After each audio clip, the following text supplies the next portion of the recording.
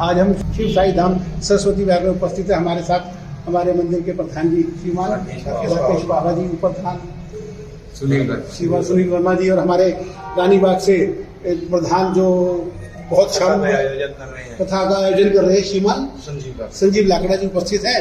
मैं विश्व हिंदू परिषद की तरफ से आप सभी का स्वागत करता हूँ, आभार व्यक्त करता हूँ कि जो समाज में इस इतने बड़े विशाल भव्य मंदिर का आपने निर्माण किया और उसके माध्यम से कथा और जो समाज में जो आप धार्मिक संदेश आध्यात्मिक ऊर्जा का प्रचार प्रसार कर रहे हैं, उसके लिए पूरा विश्व हिंदू परिषद आपका आभार व्यक्त करता है। साथियों, हम सभी जन्म लेते साथ ही, किसी भी हिंदू परिवार में जन्म होते साथ ही हम सभी विश्व हिंदू परिषद के स्वाभाविक तौर से सदस्य बन जाते हैं।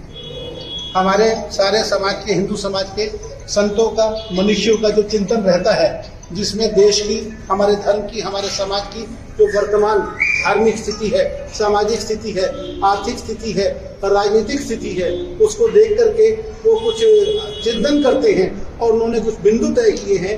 जो बिंदु, उनका संदेश मंदिरों तक पहुंचाना हमारा कार्य है कि हमारे मंदिर इस दिशा में कार्यरत हो। हमारी जो प्राचीन पद्धति है मंदिर की, उसमें 5 शालाओं का प्रावधान है।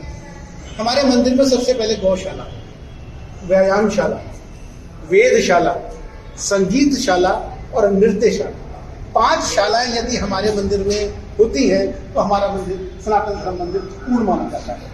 गौ, जैसा कि हम जानते हैं, गौ सेवा से बड़ा कोई दूसरा धर्म नहीं है। 33 कोटि देवी देवताओं का निवास है, सकारात्मक ऊर्जा है, और गौ का जो दूध है, घी, दूध, दही, मक्खन, जो कुछ भी गोबर, उनका जो गौमूत्र है, तो सब औषधि के समान है। तो गौ हमारी आर्थिक गतिविधियों को लेकर के देखें, आध्यात्मिक विकास की तौर से देखें, खान पान के दृष्टि से देखें, तो गौ हमारी माता है।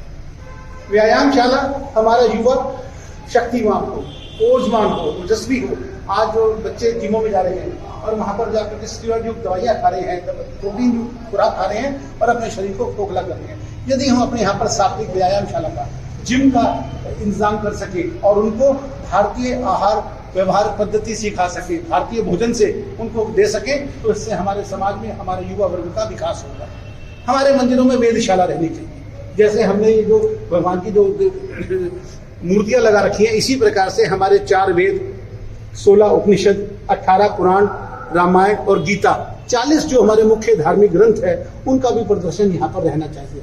आने वाले भक्तजन उनका अध्ययन कर सके, तो सबसे पहले उन ग्रंथों के दर्शन करें, उनके नाम से उनको जानकारी मिले और उसका वो अध्ययन कर सके। ऐसी हमारी यहाँ पर वेदशाला रहना चाहिए। संगीत और नृत्य, भगवान ने स्पष्ट कहा गीता में कि वेदों में न सामवेद, सारे गामा पा, ये संगीत और नृत्य, ये जो भाव अभिव्यक्ति की जो कलाएं हैं, ये सारा सामवेद का ज्ञान है। तो भगवान ने स्वयं को, सामवेद को स्वयं की उपाधि दी है। यदि हमारे मंदिरों के माध्यम से संगीत और नृत्य, इससे हमारे बच्चे, हमारी युवा पीढ़ी ज्यादा से ज्यादा मंदिरों से जुड़ेगी, हमारे धर्म के प्रति जागरूक होगी, धार्मिक शिक्षा का और आध्यात्मिक ऊर्जा का प्रचार प्रसार होगा। हमारे मंदिर जो है मुख्यतः सेवा और संस्कार का कार्य। सेवा भी 2 मानी गई है कि हम समाज में स्वास्थ्य के लिए और शिक्षा के लिए कार्य करें। जो हमारे गरीब हिंदू समाज के गरीब बच्चे हैं, उनको हम वजीफे की क्या व्यवस्था कर सकते हैं, क्या उनको पढ़ाई में किस प्रकार से आगे बढ़ने में, आगे जीवन में आगे बढ़ने में योगदान दे सकते हैं। जो हमारे लोकल ट्यूशन सेंटर्स हैं, वहाँ पे हमारे मंदिर का भी कोटा होना चाहिए। हम उनसे संपर्क करके कि हम अगर मंदिर किसी हिंदू समाज के बच्चे को बढ़ाना चाहता है तो उसको न्यूनतम फीस पर वो पढ़ाए, ऐसी हमारी व्यवस्था हो, ऐसा हम अपना प्रयास करें।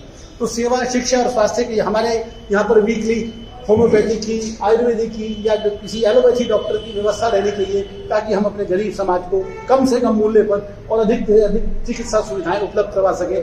ऐसा मनुष्यों का चिंतन है। संस्कार के रूप में आज हमारा समाज लाखों रुपए, हजारों लाखों रुपए खर्च कर रहा है शिक्षा के ऊपर, लेकिन संस्कार के रूप में शून्य है, जिसका दुष्प्रभाव देखने को मिल रहा है कि आज पहले हमारे कुल टूटे, फिर परिवार टूटे।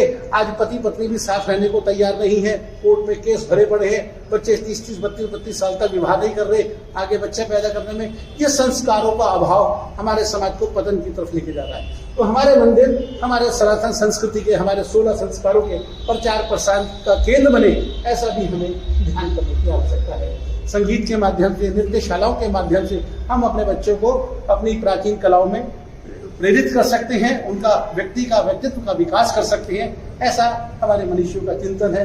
तो हमारा विश्व हिंदू परिषद ये आपसे ये अपेक्षा रखता है कि हमारी कार्य समिति यदि इन संतों द्वारा चिन्हित बिंदुओं पर कार्य करेगी तो निश्चित तौर से हमें सफलता मिलेगी।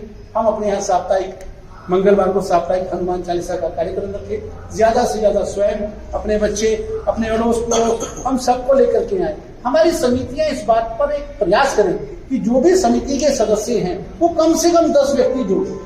हम केवल और केवल इसलिए नहीं है कि हम धन दे दिए और धन देने से, दान देने से हमारा छुटकारा नहीं होगा। हमें समाज के बीच में जाकर के प्रयास करना पड़ेगा, अपने अड़ोसी से, पड़ोसी से, समाज से संपर्क करना पड़ेगा। हमारे अर्चक पुरोहित हैं, ये लोगों के घरों में जाए और जाकर के लोगों को प्रेरित करें मंदिर में आने के लिए। उनको बताएं कि यदि हम अपने पीढ़ियों को संस्कार नहीं देंगे तो उसके दुष्प्रभाव, आज घरों में बुजुर्ग माता पिता रह गए, बच्चे ऑस्ट्रेलिया जा रहे हैं, अमेरिका जा रहे हैं और वो यहाँ पर अकेले रह रहे हैं, तो संस्कारों का अभाव समाज को पतन की दिशा में लेकर के जा रहा है। ऐसा मेरा निवेदन है कि हम इस प्रकार से प्रयास करें।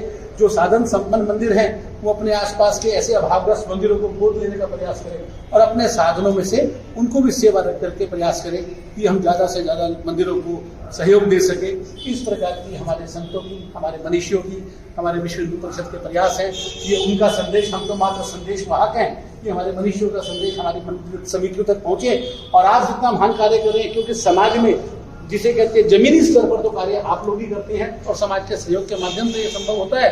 तो मैं हमारा विश्व इस बात से अपेक्षा रखता है कि जो संतों ने जो हमें बिंदु देकर के आपके पास भेजा है, आप इनका संज्ञान लेकर के और ज्यादा से ज्यादा प्रयास करेंगे कि हम अपने समाज को जागरूक कर सके, हमारे समाज में जागृति हो, हमारे सारे मंदिर आपस में संगठित हो, समन्वित हो और एक आवाज में हमारा सारा समाज इकट्ठा हो सके।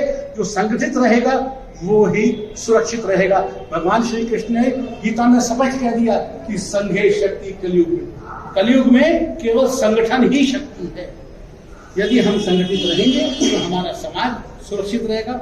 इन्हीं वाणी शब्दों के साथ मैं अपनी वाणी को विराम देता हूँ और एक बार फिर से विश्व हिंदू परिषद की तरफ से आपका आभार। जय श्री जय श्री।